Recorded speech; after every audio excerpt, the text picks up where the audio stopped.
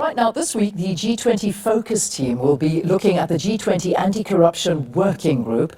The focus will be on three areas: whistleblower protection, improving asset recovery measures, and public trust. She'll speak to the G20 Anti-Corruption Working Group's head. And just stay tuned to SABC News' channel as we bring you in-depth look at all aspects of the upcoming G20 summit in South Africa. Well, watch SA today, and that's every Wednesday today at 4:30 for that special G20 focus. And Unathi Batyashe is that anchor who will be bringing us all of that. Unathi, this is a very important one, and certainly one that we as South Africans can hopefully learn from. Battling corruption, the role of whistleblowers, all of those kind of things. Good morning to you.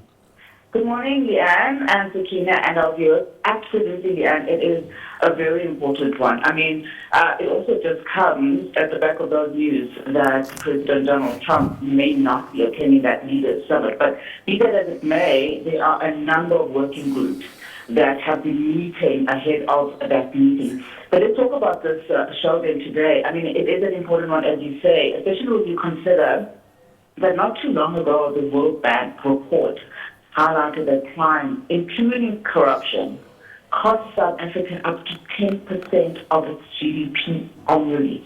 I mean, the global picture as of 2022 shows that 5% of the global GDP is lost to corruption every year. Now, that translates to about $2.6 trillion, so that's a lot. So just going back to your intro and the key focus areas, the first one, as you said, is on whistleblowing.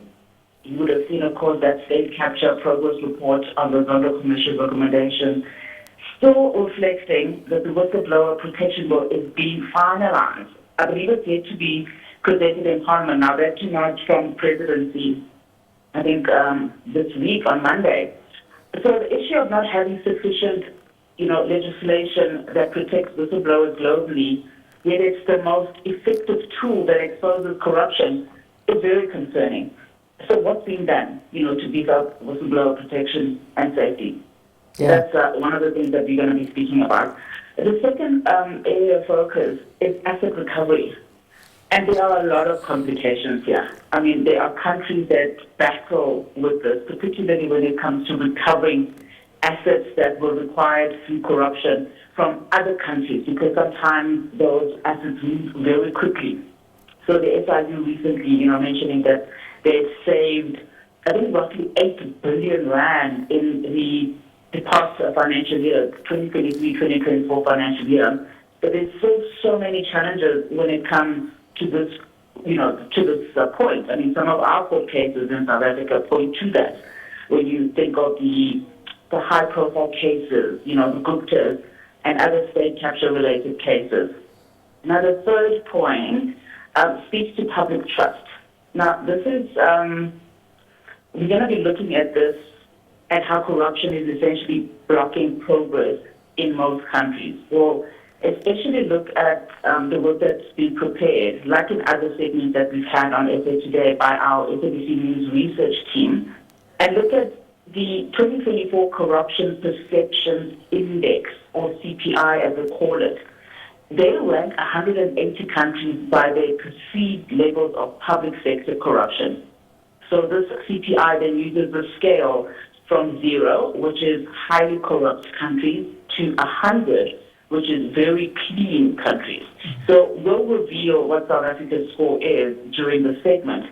I can tell you, Leanne, it's not looking good. And what is of concern, I think, for me especially, is that the score has not moved from the 2023 report.